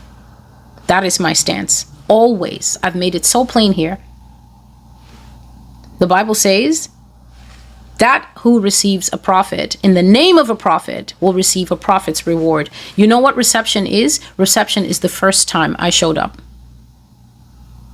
There's no such thing as knocking on someone's door. They open the door and then you see them and go, hey, Bill. And they're like, wait. I didn't like that. I didn't do it right. Close the door. Let's do it over. Then you close the door. Then you come back and you're like, hey, Bill. That's not reception. The first one, the way you receive it, is a reception. Who receives a prophet in the name of a prophet receives the prophet's reward. Who receives an honorable man in the name of an honorable man will receive an honorable man's reward. I was neither received as the Lord's servant, nor was I received even as Christian brethren. For me, don't flip it now. Keep the same energy until he comes back to adjudicate everything. And so America will always get ahead of a revelation. Proof of this is what happened towards the end of 2024 before the TikTok app went dead. Craft flying in the sky everywhere. And the government thought exactly as I said in 2021. I said that if the government doesn't come out and confess that America has aliens, what's going to happen? Because aliens too are part of the end times, part of the beast system. We are going to be forced to live with what is not human, what is not of this earth. With the devil ruling at the top, don't you think he's going to invite his friends and family members to finally come out of the shadows? Of course they are. Of course they are. When the government realized we've got blips, we've got blimps, we've got things diving into the sea, shooting out, and the people are recording them everywhere, then all of a sudden they came out. This is the official NASA commission suggesting that the tall grays, short grays, tall whites. Wait a second. You've denied this thing all your life. You killed some of those people in Roswell to keep this lie secret. You have denied that there's any basis anywhere in this nation. Where did you compile all this information? In the final month of 2024, the US government did that comprehensive. They got those stacks and stacks and stacks. The people have every classification of the types. Even I don't know the types because I don't care about Satan's children. They all of a sudden, they have dossiers of the different types of beings. They only compiled this in October, November, and December of 2024, because that would have been some really quick work. It would be so odd if it wasn't work that spanned 70 years and is always heavily redacted until now. Whenever truth is inconvenient and whenever wickedness is afoot, this nation will lie and obfuscate until the time where they don't need the lie anymore, and then they will pivot and rebrand and make money off it and act like it was their idea to disclose it all along. That way they don't suffer any loss. It's a win-win for them. People who have always wondered about a truth finally get told it's the truth. And then the people feel satisfied. You see, I always knew there was Nazis here. And then the thought goes no further. The thought doesn't say, wait a minute, they might have died, but they have children. Who are these people? What are their identities? Where are they from? Nothing like that. It's just to sit back satisfied, see how wise I was. I always knew. And then the government like, you really are wise. Here's a miniseries that you can watch on Amazon for $12.99 per episode. And so it goes. Just a moment, please. If you're having any trouble with the contents of this video, you're having trouble understanding, the truth of the matter is that you are not having trouble understanding because you're an English speaker. I'm an English speaker, and I think you're understanding the words that I'm speaking very well. The problem is coming with the acceptance. It's not a matter of understanding what I'm saying. It's the problem of accepting what I'm saying. And yet the things that I'm saying are things that Yah has said consistently over time, year after year after year. His message has not changed. He clarified, he made clear. And when I was hearing these things for the first time, one of the things that helped me, that I can recommend to those who are listening, is this. If you have any over affinity for the world around you, really, and I'm not saying you have to hate the world. This is our home. This is the gift that God has given us. This is the place that God prepared for us. Granted, it was changed because of sin. Granted, it has become dangerous because the hearts of some simply want to be exalted above the rest. But at the same time, there had to come a point where the understanding of the subject matter that the Lord was leading me into, very deep things at that time, years ago, 2012, 2013, 2014, Yah was showing me these things without filter. Yah was showing me these things exactly as they are. He wasn't asking me, are you prepared to absorb these things, my gentle desert flower? He wasn't checking my temperature. And that's because as I've been doing this work over the years, I realized that God always knew what he put in me. He knew the resilience that he had put in me from my mother's womb. He knew the absorbability, the absorption rate, that I would be able to listen to him, pick up on what he was saying, and come to a point of not just defeated acceptance, but actually come to the point of understanding these things, allowing them to bond to my spirit. These messages are actually bonded to my spirit. They're bonded to my person. For the rest of my life, no matter where I go and no matter what I do, I will not be separated from them. He had to find a person who was committed enough to be able to give the amount of time that this takes. He had to find a person who was submitted enough to be willing to die to self, to come under the rejection and the mockery of not just one nation, but all nations, all countries around the world have people who have opened their mouth in one way or another to mock and curse and reject God messages. And that's something that's not going to be undone, no matter how much one cries in the future. He had to find someone who says, yes, Lord, the way Isaiah said yes to him when he said, who will go? Whom shall I send? And Isaiah said, here I am, send me. And so Yah always knew what was in me, and therefore he simply began to throw the information out, knowing that the information is sharp, knowing that the information does have an edge, but knowing that the sharpness of the information and the edge of the information, far from destroying me, the listener, the receiver, would simply crack that shell of, I don't understand. How is it possible? Oh Lord, this is devastating. Eventually he knew that outer thin eggshell would crack, and the internal ability to be able to deliver his words with passion and the same spirit that he gave it to me, he knew that would emerge eventually. So if there's any choking and if there's any difficulty, if there's any fear, that's just because, to be quite honest, a lot of people remain stuck in a posture of, but what about me? But what about me? That's what's actually underneath all the fear. What's going to happen to me? But what about me and these kids? And the question is, what about you? You've had all this time to live. Even if you're 18, I know that sounds unfair. But every single Israelite war happened when somebody was 5 years old. The Iraq war didn't wait for all those people to grow up now, did they? It killed children. It killed old people who were 98 years old, 72 years old, but it killed teenagers. It took away people's dads. Their dads were brought to Guantanamo Bay and have died in Guantanamo Bay. They're 35-year-old men now or whatever. They've never seen their fathers. 20 years have passed. I don't know how many years, more than 20. They grew up dadless. That's their reality. There has to come a point where we go beyond. If you're infuriated, it's because your soul is bonded to the rotten iron apple. That's all it is. It's all you have. And you're angry because you don't intend to let it go without a fight. It's ironic because it was taken away from you years ago. America was co-opted years ago. America belongs to the government. It doesn't belong to you. And soon enough, the government is going to make it quite clear, no matter who's in the White House, the government of the United States, the governance system is going to make it quite clear to you that you are a nuisance and a bother, and it's going to start to look for ways to exterminate you. And what a pity to start thinking clear-minded at that time.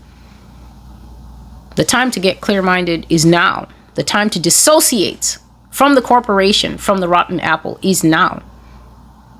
The time to declare yourself the United States of you, with Jesus Christ as the president, is now. If you're angry, you're just angry because it's not that the truth hasn't been there. It's not that the truth hasn't been there.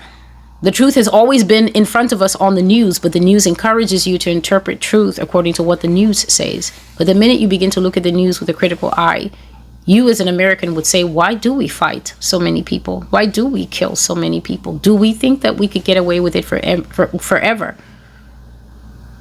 The answer to the first two can only be answered by the war machine, the military-industrial complex of the United States. Answer to the third question, anyone over the age of 5 knows that the answer is no. No, you cannot kill people all over the world indefinitely and get away with it unless there's no God. And there is a God. There is a God. He's just. Those who live by the sword die by the sword. All I'm doing here, whether you like it or not, is describing the sword.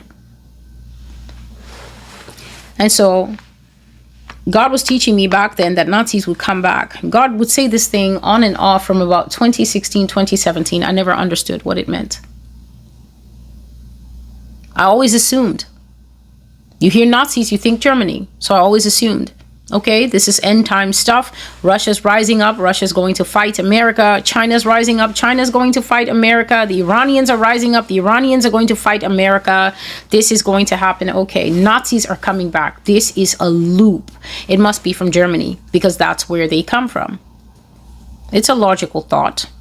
It just wasn't based in the prophetic truth. And the Lord wasn't giving me more, so I never thought anything more of it. I simply heard Nazis will be again, and I thought, okay, Nazis will be again. So there will probably be a rise in Nazi sentiment in the earth, a kind of racial shakeup at the end of times, like before. Maybe even some kind of enigmatic figure. And actually, a dream is coming to mind. I hope I remember it. I will share it in this message. Because it came to me to share it in the part 1.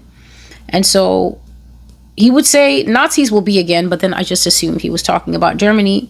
And then as more and more prophetic messages began to come showing how America would change in the future, that there would be an active war on free thought and free speech. Free speech, this is an expression of one's feelings about facts or one's feelings about ideology, about policies, about school lunches, whatever it is. That's what you say out of your mouth. Unless, of course, in my case, I'm speaking out the representations of what Yah wants us to know at this time worldwide as the church, or you don't have to be the church. You simply need to know the truth. But for God to be showing me the repression of free thought, this thing always puzzled me until the Lord brought in the AI angle, because the AI angle is where they're going to go after what's in your brain. There's a story about a little boy. It's just a little saying. It's just a little story. That little Bobby went to school and he had woken up on the wrong side of the bed and he was just in a rebellious mood. He just didn't want to listen. And the teacher said, "Bobby, stop making noise." And then Bobby would just continue to make more noise. And then Bobby would pop out of his seat and she would say, Bobby, sit down. And then Bobby would say, no. And she would have to come over and make him. And then in the next lesson, Bobby would disrupt the class, and then he would pop out of his seat and he would be standing up. And she said, Bobby, sit down so I can get through this lesson. And Bobby would be like, no. And she'd have to come over and make him. And then finally she told Bobby that if he stands up again, she was going to spank him in front of the whole class. And then Bobby sat down, but he says to this woman, I'm still standing up on the inside. I'm still standing up on the inside. And that's kind of what it's like having AI go into your brain in the end times. You might say, I'm going to listen to this woman. I'm not going to get caught up in these political conversations anymore. We're not even free anyway. It's all orchestrated. They follow one another like 9 pins. It's all heading into a system that has one wicked figure at the top anyway. Doesn't she have a message called Ready Player One? So I'm not going to let politics boil my blood anymore. I'm going to stop following these political expert shows because all they do is trigger me and this and that and the next thing. But you can't change my mind on the inside. I'm still entitled to my thoughts. And then along comes AI in those weekly checkup meetings. The AI they're making now, they claim they're using it at the airports, right? To catch terrorists. That's what they say. It's a war on terrorists, terror. Yes. But then the AI is able to read micro facial cues.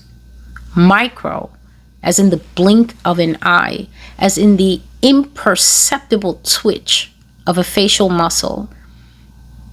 They ask you a question about the Democrats, and for a microsecond, you sneer and then fix your face. But the AI has seen it. It has recorded. A sneer indicates contempt. So now they know you're Republican. Way to go. And these things, these are natural human habits, natural human tics. We're created flesh, and in that flesh is bonded emotion, how we feel about things. It's very, very hard to control that thing without the Holy Spirit. It's very, very hard to control that thing without having invested a good couple of years saying, God, remember in the book of James, chapter 3, it says that the man who has bridled his tongue is a man who controls his whole body. Yeah, can you use this time to help me that as I keep my mouth closed, it's actually building into me muscle memory to know how to be still and say, that's interesting. When Murder Siri is asking me questions in the future. These are the things that we need to keep in mind. Policing freedom of expression, policing free thoughts, and Yah was telling me back then that human rights are going to be vanished. They're going to vanish completely, and they will be replaced by extreme state control, along with something that he called oneness citizens, who will be very dangerous to be around. And with that, if you just give me a moment, I'm going to take us to the prophecy that the Lord brought to mind, because it has a very interesting section there that is talking about what these oneness citizens will be like, how they think, how they operate. They're very dangerous people. And in fact, the closer they are to you, friends, family members, best friend, your spouse, a sibling, you will find that having these people around you is something that you really need to control. You need to control what you say around these people, because you will end up regretting it. So the prophecy that I'm going to share with you now is from the same year as the one I'm reading. It's called, If You See Something, Say Something. We already have these signs in New York City. I took these like years ago. So if you find these in usually public spaces, you can find these signs at the entrances to malls, inside malls, and also especially at transport hubs. The Amtrak train station, I'm not sure if they have them at the airport. They definitely have them at the train stations. If you see something, here's a better one. It's at Mall of America. If you see something, say something. So this picture has definitely been up on the internet, and when I saw it, it was just perfect for the message. And what I said at the top of this prophecy is, I'm recounting to you the things that will come, so please pay attention to these details. Because when we see these details creeping into everyday life, then we will remember that Jehovah said all these things before. I've tried to highlight for you some key phrases to watch out for, and by them you will know that the New World Order, aka Beast System, aka Revelation 13, Kingdom of the Beast, has come. And so here's something that I mentioned in the introduction. Please do watch that video, even if you end up watching it after this one.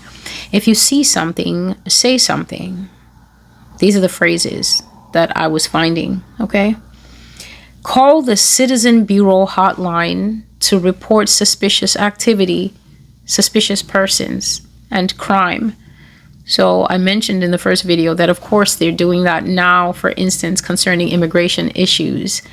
But then later, people are just going to be reporting people because they don't like them, because they're jealous, because they're doing better. They're going to be spreading lies. They're going to be using AI and deepfakes and false recordings to say, I heard her say this at a dinner party, and then they just fake record your voice, say something, and then tell the AI to put it in your voice, and then submit it to the Citizens Bureau hotline. Next thing you know, and they come and they say that you were talking something bad about Obama. You never said a word. You weren't at the party, but then it's undoubtedly your voice on tape. Dangerous situation. That's too much power to have in the active hands of the citizens, and that is turning citizens against one another. Here's another phrase: be a part of your community. Be an active citizen. So in the prophecy that I was just doing, Tanks in America, God called them oneness citizens, but in this one he called them active citizens. And that is because we are going to be forced like nobody's business to participate in the New World Order. You're a woman, you're going to have to join the knitting club, you're going to have to join the female running club, you're going to have to join the young mothers club, even if you are an introvert and you hate company. If you hate groups of more than one, you will still have to join community things.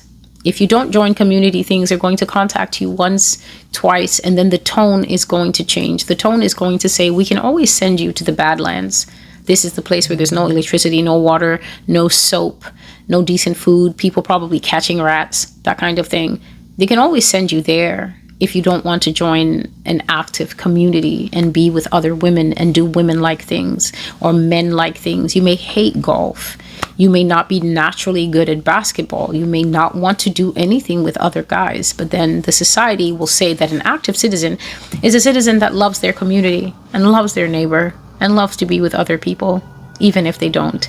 And people just have to learn to smile through it and say, Jesus, you know what? I'm going to think about you so that my smile is genuine and bright. And then everyone, including the AI, will pick up joy from me. And then because I'm joyful, people will give me a high social credit score so that I can least use the plane. Something like that. Participate in the Green Light program. Help the city. Do your part for the community. The Green Light program is where they kill people. Please make sure to watch this video and read the prophecy.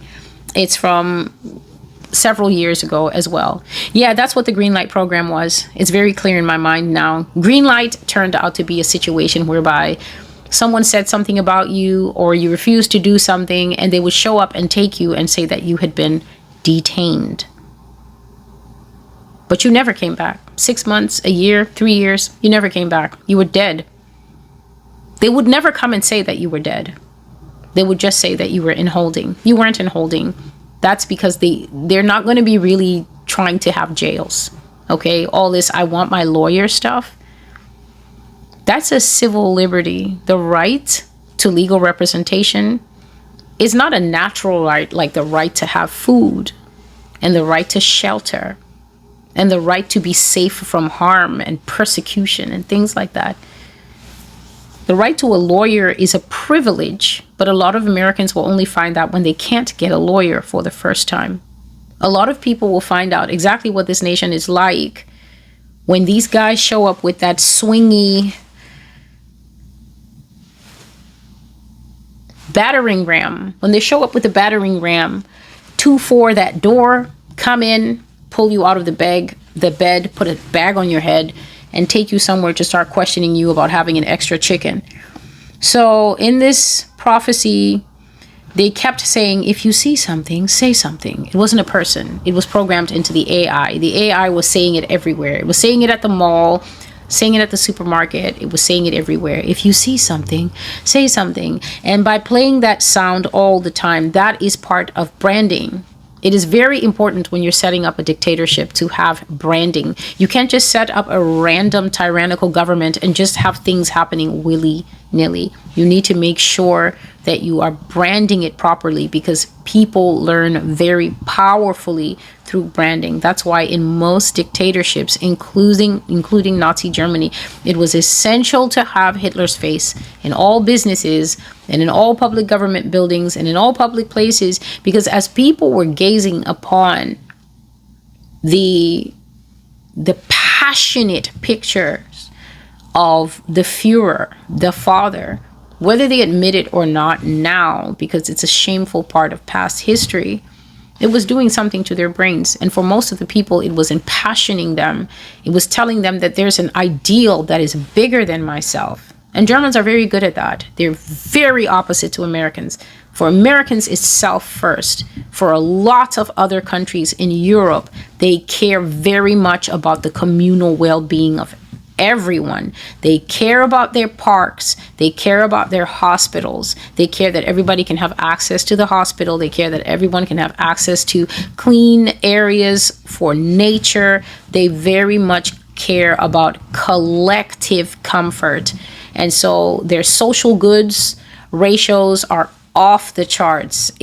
They frown upon, they may not say anything to you outside, but they frown upon open displays of self, stopping and selfieing yourself and things like that. The situation may be changing now, but historically, Germans are known as reticent people who have a lot of self-control, people who hold back, people who are not one for loud noise, littering, outbursts, public arguments, public kissing, that type of thing. That's not them. And so, in this society, they were trying to turn people into the kind of people who would snitch on people for everything, and you could get what was called active partner points. The better the intel you turned in on other people, the better the rewards. So you could get reductions on your groceries, reductions on your bills. You could also get various types of perks that could show you the positive side of how good and it was to be helpful to the government. And life was very monotone in those days. We always knew what we were doing and at what time. Very predictable. You knew what you were supposed to do, where you were supposed to be, and life was so gray. That's how it felt to me on the inside. Just so gray and monotonous. And everything that you do is for the state, not for yourself. Remember the man with the chickens. I love the government. I love our laws. Where would we be if we had a fourth chicken? If you don't understand the first video. And so people will be heavily monitored, and the social credit score will rule everything. And here we get to the branding, right? The state does not harass people. The state just suggests things to you day and night, and day and night, and day and night, and day and night, and day and night. The same suggestion, the same advert. The same advert, just like TikTok, you just scroll and there it is, and you scroll and there it is, and you scroll and there it is, and by the fifth time, guess what? You put it in your cart and you buy it. That's the power of marketing, branding. So the state will suggest things to you day and night on a loop, using ads, using all forms of media. This is print media, video media, social media, all the media, text messages. They will send you automated prompts. Are you interested in this? If you are, and you click yes now, you can get 50% off this thing that you don't even know what it is. Text stop to opt out. That's what it's going to be like. They're going to use billboards and talking AIs at the supermarkets, the malls, the trains, the buses, the airports, and everywhere you go, until I saw that people were completely brainwashed by whatever the state said. Remember, I said in the future, when the money crashed, anybody who said that the money had crashed became an enemy of the state. They would hunt you down. Anyone who said anything contrary to the government line, and the government line is, we're fine. It's just a bump in the road. For all we know, what's happening right now could be that dream from 2018. For all we know, that the stock market was crashing and dropping so many points. It was like, it's fine. It's just a momentary, transitory, temporary shift in your savings. Anyone who said anything contrary was marked as an enemy of the state. The state does not harass people. It's the brainwashed people created by the state who do 90% of its dirty work. Who are they? The oneness citizens, the active citizens. Your sister who keeps saying, why don't you join the ski club? Because I hate the cold, Maria. It's great. It's a great workout. I've lost 30 pounds since I joined. That's good for you, Maria. I hate the cold. I think you should join. You can meet new people. You will hear that. The state won't say a word because the state is not inside your house. Maria, the brainwashed sister, is going to work on you until one Saturday you're going to find yourself in those yellow skates going to do something that you know you hate. So that is where you find a oneness citizen. Brainwashed people created by constant state messaging are the ones who will say things like this while you're at the community barbecue. You know, you really should sign up for the group walks. I met Susie there. We're really happy, you know. And I'm grateful for a program that keeps us fit and helps us meet each other. You should sign up too. And God was showing me that you'll be staring at your friend that you've known your whole life and wondering if he's joking or he's being sarcastic or he really has had a section of his brain fried off that he's trying to sell you on a walking club. But he won't be. He would have bought into the state messaging. He's telling you the truth. He's actually glad that he stopped resisting the state messaging and the constant messages that as a man over 40, he should think about his heart and join the neighborhood walking club. There's nothing wrong with being part of a walking club, and there's nothing wrong with walking. But being told to do it constantly until your brain gives in is problematic. But your friend doesn't see that because he's already given in, and now he believes it's his idea. And look at the perks. He's thinner and he met Susie. So what's wrong with you? That's what a oneness citizen is going to do. Hound you into becoming a carbon copy of what they've become. So this is showing mind control. And here, I can just mention to you 3 things that I saw created here in America. They may not have the same name, but you will be able to tell by their title what their function will be. There will be the Office of Citizens Affairs. Everything about you is managed in that office. From the day you were born, from the day your children are born, basically all that information that Doge wants. We want to see Social Security, want to see tax records, want to see health records. We just want to see. We're looking for waste. All that information. There's a place that's going to be created in the future called the Office of Citizens Affairs. It's going to know everything, but consolidated into one place. So not Medicaid somewhere else and family history somewhere else and this somewhere else and your social, and it's going to be consolidated at the Office of Citizens Affairs. And then it's going to be hyped up with AI because it will contain your social credit score. It will contain all the money that you make. They're going to be able to track it because the changes in finances in the future, you're not going to be the only person who can see your bank balance. The government's going to see it. Everybody's going to see it. The second office was the Office of Citizens Arrests. Citizens Affairs and Citizens Arrests work seamlessly together because Citizens Arrests and Citizens Affairs are basically where death orders are going to go out from. I really wish I could remember the name of that prophecy.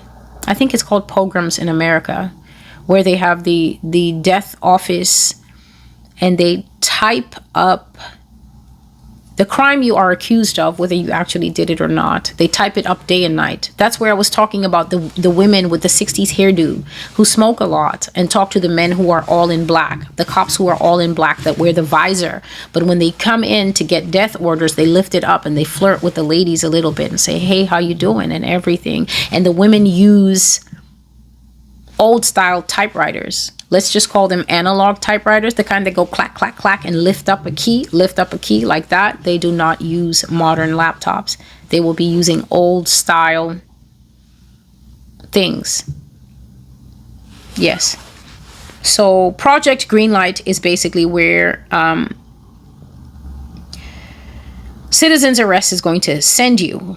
Greenlight program, Project Greenlight, whichever one you want to call it.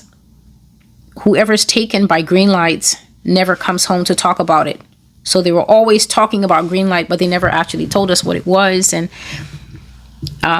they would say, so-and-so has joined Project Greenlight. And whenever I heard it, I had a horrible feeling, because I never had the feeling that people joined Project Greenlight willingly. I never had that feeling like it was a good thing that people were signing up for. I always had this horrible feeling, and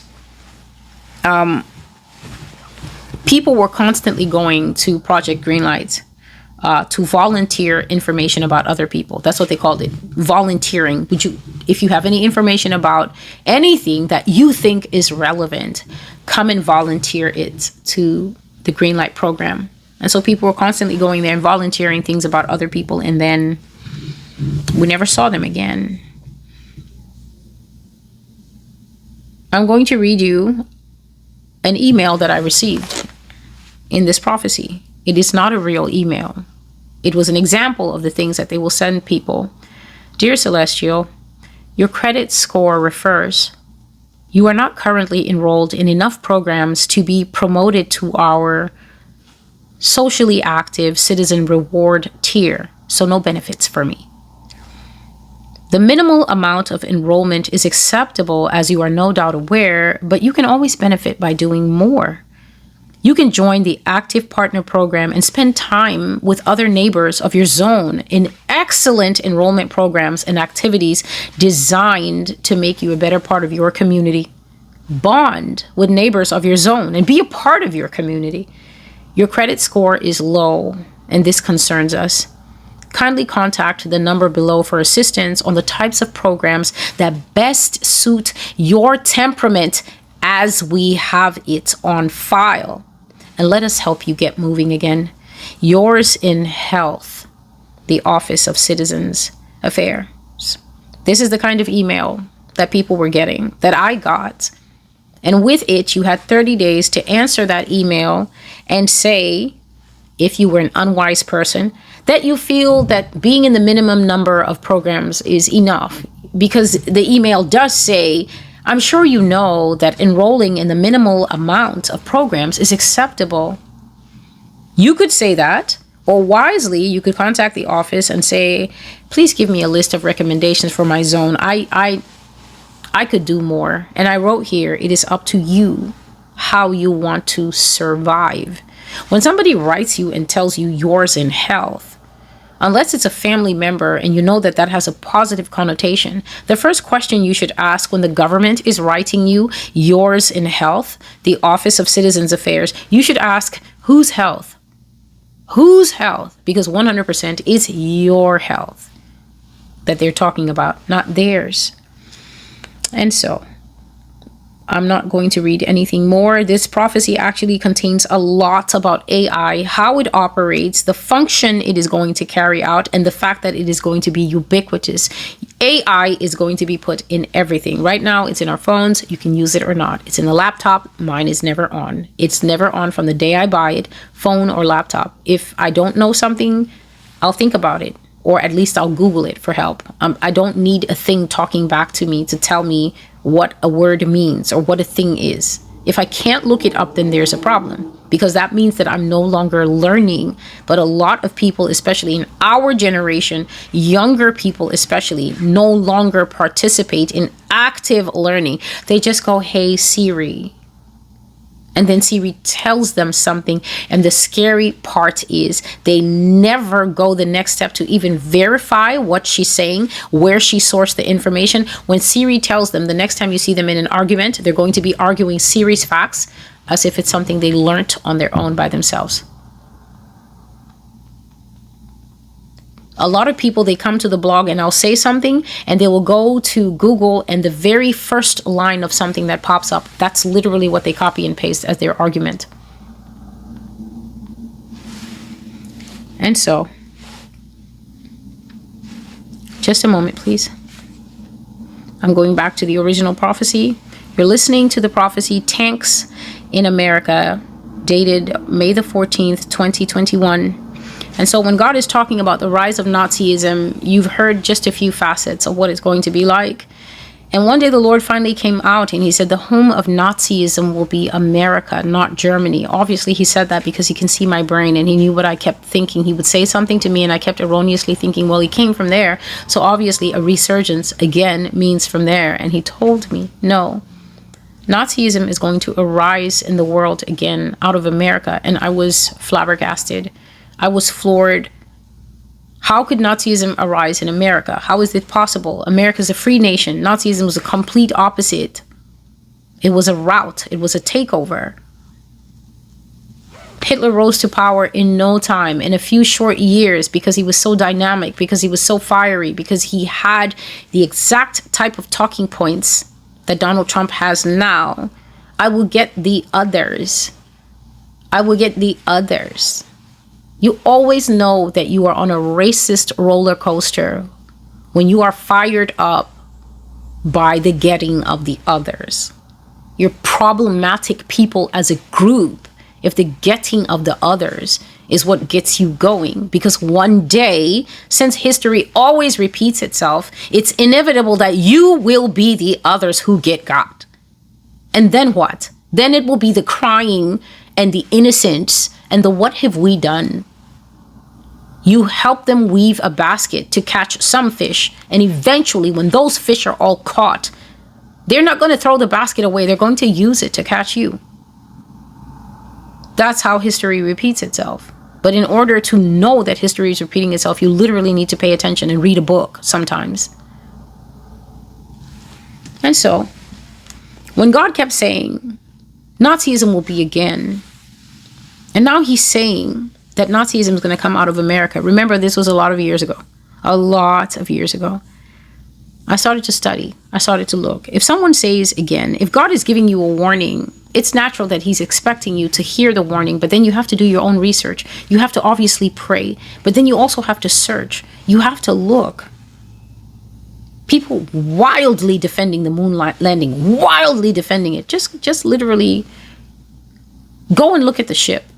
If you need any more evidence besides the ship, then it's a difficulty, but with God's grace, you can solve that difficulty. Go and take a look at that. All the circumstances surrounding that. And then just call your child who is born now, because Gen Z is really sharp. Call Gen Z, call Generation Alpha, and tell them, does this look like this could fly through the fiery fires of space, buddy? Just ask the kid what the kid thinks. Show them one of Elon Musk's rocket. Show them something that the National Aeronautics and Space Administration, NASA, flies in now. And then show them that Tinseltown. And then ask them, do you think that this could protect people from fire and outer space and gases? And just let the kid tell you what the child thinks. Start there. So when I started doing the study, I simply followed the word that God was using, not Nazis. Because when you Google Nazis, it's quickly going to bring up atrociousness. It's quickly going to bring up a ton of Holocaust results. It's going to bring up Wikipedia. That's not what you're looking for. The word that I followed was again.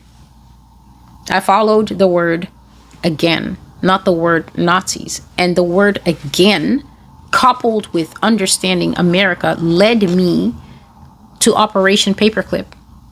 Operation Paperclip, in a nutshell, because this is not a history channel, Operation Paperclip encapsulates a top secret, but now admitted to, process whereby when they were running Hitler down towards the end of the war and things started falling apart for him, it was a race between the Allied powers and the Russians to get to this man, to get to his enclave, to get to his whatever.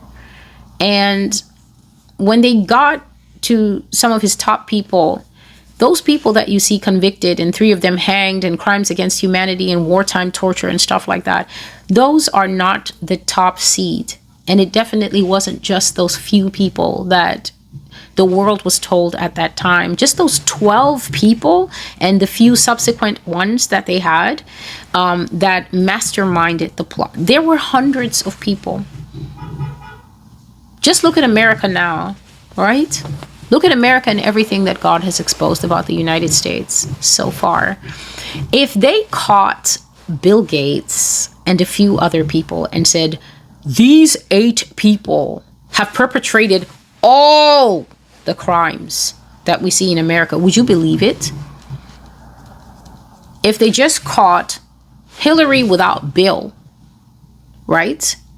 And Barack, and a few other well-known faces, they just caught him and said, all the evil of America, all the rot, the monitoring of these 50 states was done by these 8 people. We're going to judge these 8 people. We're going to serve justice on these 8 people. So you're going to catch Hillary without Bill and just leave Chelsea hanging in the wind, right?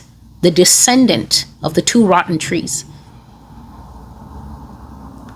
And then who's going to believe that when the 8 are put behind jail? Then what? That's like plucking 8 leaves off a monumental California redwood that's soaring into the sky and thinking that it's going to make a difference. It's not going to make a difference. You've done nothing. You've plucked 8 leaves off a massive tree with roots going into the earth, soaring up to the heavens. You've done absolutely nothing. You've just pacified the human need to see something done. Something needs to be done. Something was done, all right. They put all those people on boats, planes, whatever it is, and brought them here with their families. Complete 100% immunity America gave the Nazis. 100% immunity. I'm talking about new identities, brand new names, white names that can blend in here. Smith and Dole and Retnick. You can't come here and be called Zimmerman and blend. It wasn't going to work. Some of them had plastic surgery, distinctive faces, distinctive brow lines, distinctive noses and mouths. They had to change everything. They gave them plastic surgery. They gave them time to heal. They set them up, and all of a sudden, America had some things pop up. What popped up is the bodies that spy on, control, and monitor the United States now. So NASA popped up. The National Aeronautics and Space Administration popped up, monitoring the skies, taking brave men and women up there to do absolutely nothing because they've never been anywhere. The NSA popped up in 1952. NASA popped up in 1958. Top secret. The NSA popped up. The National Security Agency popped up in 1952. The CIA, who don't discriminate, they murder within borders and outside, 1947. The CDC, Center for Disease Control and Prevention, 1946. These are just some notable ones that have so much unfettered power. They don't answer to anyone. They only answer to the White House.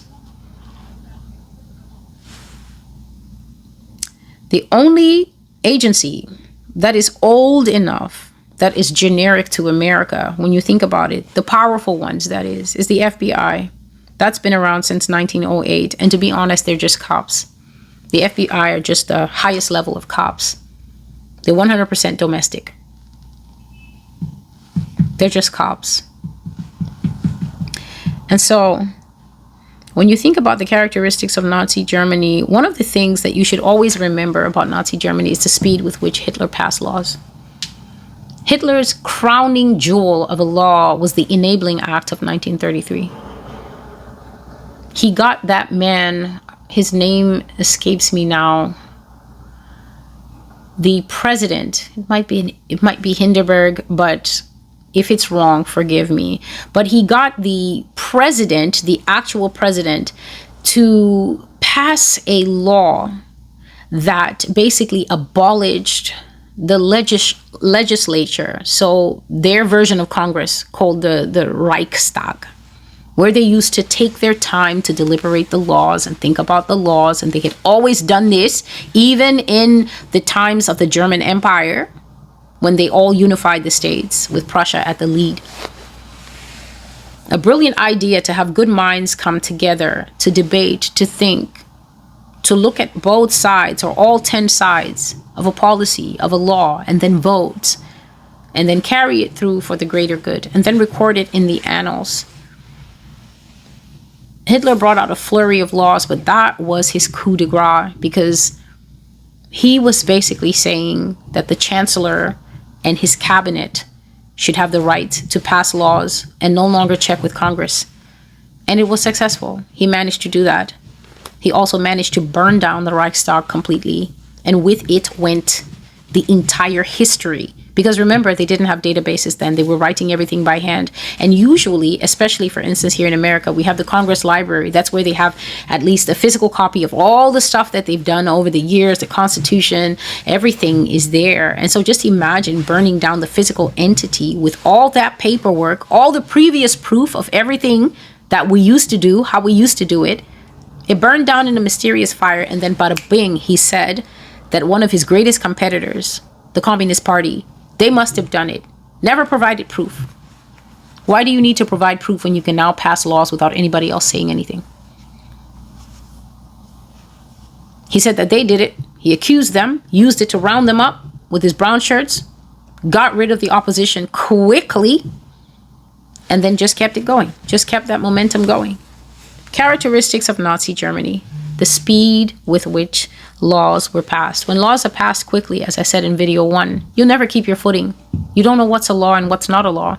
You don't know what's a law in the making. You don't know what's cooking in the pot. You don't know what tomorrow will bring. That kind of uncertainty breeds tension in the population and mistrust. And America's good in cooking now, in only 3 months. It takes some doing. It takes some doing. Hitler moved very quickly when he was consolidating power. He was very enigmatic, and he was ruthless with enemies. Very vicious. And so another aspect of Nazi Germany that you can hear in this prophecy that Yah says we will see is a visible military. It's a visible military. And we're not getting this from the Holocaust movies. We don't need to rely on Hollywood to know what the graphic is like. Germany was actually very good with record keeping. And so there's tons of documentary footage of this man zooming along in his car. I think he favored open top cars, and lots of standing and waving, stuff like that. And you also get to see the trucks of soldiers and the trucks of cops moving around. And so the military, yes, was very visible in the streets of Germany, and also military parades, lots of goose stepping, right, to arouse morale, lots of passionate speeches. And there was this man, stocky man called Himmermann, who was a personal photographer to Hitler.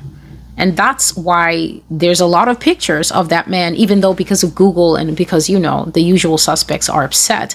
So you can't see these pictures, but it's not that the man was undocumented. He was greatly photographed, that man. That's part of the branding. Always keep the central figure before the eyes of the people. It's very important that the people keep their eyes on a singular architect. Now in the United States, we have 2 singular architects that move around as one, but this is very important. Presence and branding is very important to getting things to go your way. And so other key facets of how life was in Nazi Germany, just listen and see if you can recognize any of these. No right to speak. For them, it was called the right to speak. Here in America, it's called free speech.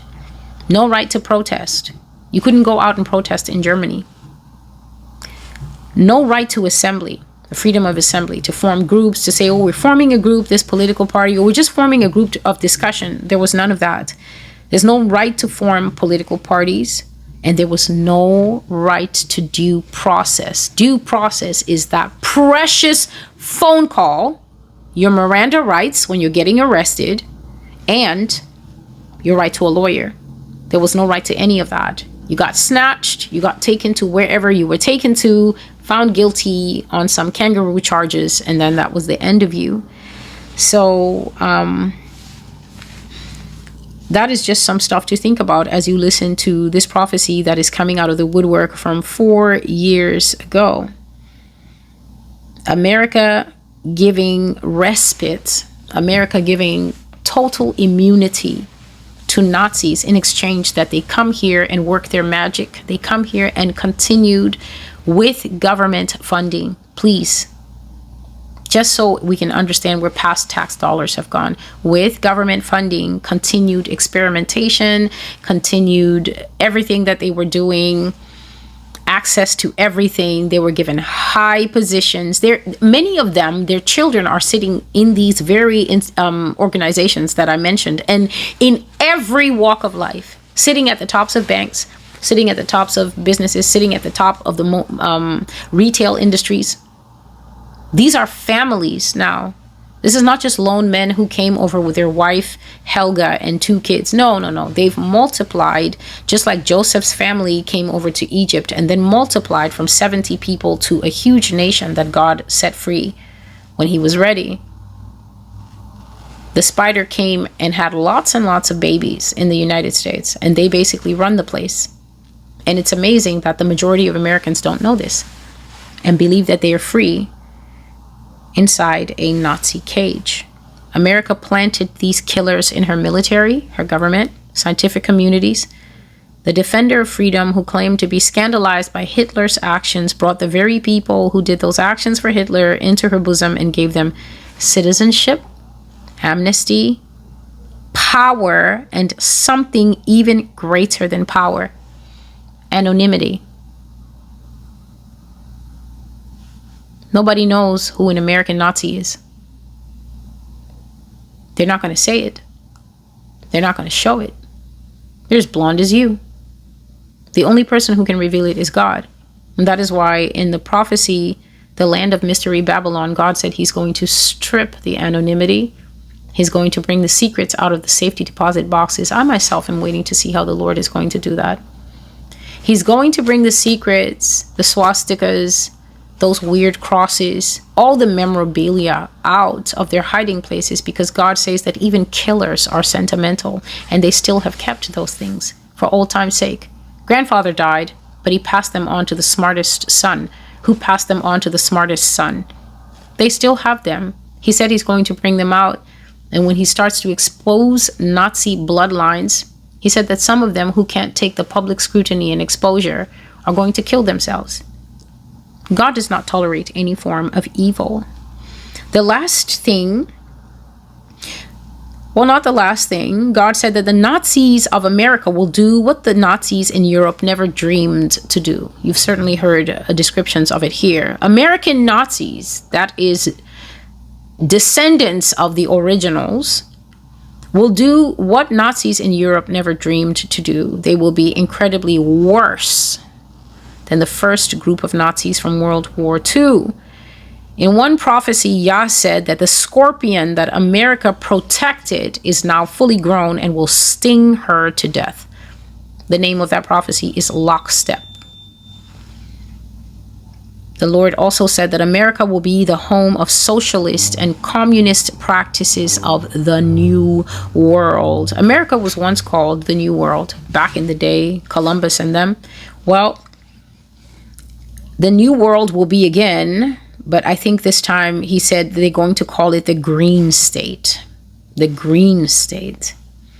So the Green State will emphasize things like sustainability, less plastic, clean air, less people, no carbon. That type of thing is the feeling that came upon my spirit when God was saying the Green State. America will become a green state. It's definitely not about climate change and wind power. Don't think that. And he said, in the midst of all that, we will see the Nazis in power with their same clothes, their same views, their same habit of targeting specific groups and putting them to death based on eugenics. Eugenics is a once widely held and popular belief that certain ethnic groups, especially those who are visibly different from what is considered the standard, those ethnic groups are unnecessary to society, they're inferior, they're problematic, and they are, in quotes, a burden on the state. And so obviously you need to do away with them. The Lord said that eugenics is as old as the hills. Mass killings of imperfect people as a key characteristic of the beast system is what we're going to see.